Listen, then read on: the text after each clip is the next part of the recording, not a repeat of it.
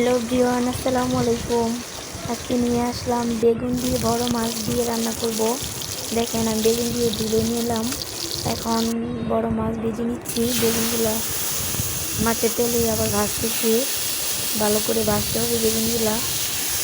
খুব স্বাদ, এভাবে রান্না করে খাবেন অবশ্যই। রেসিপি আমিও ইউটিউব চ্যানেল দেখে শিখলাম, তবে খেতে অনেক টেস্ট হয়েছে তরকারিটা। পেঁয়াজ দিয়ে দিলাম, পেঁয়াজ কুচি তেলের মাঝে দিয়ে দিলাম। ব্রাউন কালার করে ভাজতে হবে তেলের মধ্যে পেঁয়াজটা। তারপর দিয়ে দিলাম হলুদের গুঁড়া, মরিচের গুঁড়া, দিয়ে দিলাম ধনিয়ার গুঁড়া। আপনারা জাল যতটুকু খাবেন তার ততটুকু পরিমাপে দিবেন। আমি কম ঝাল খাই তো কম ঝাল দিছি।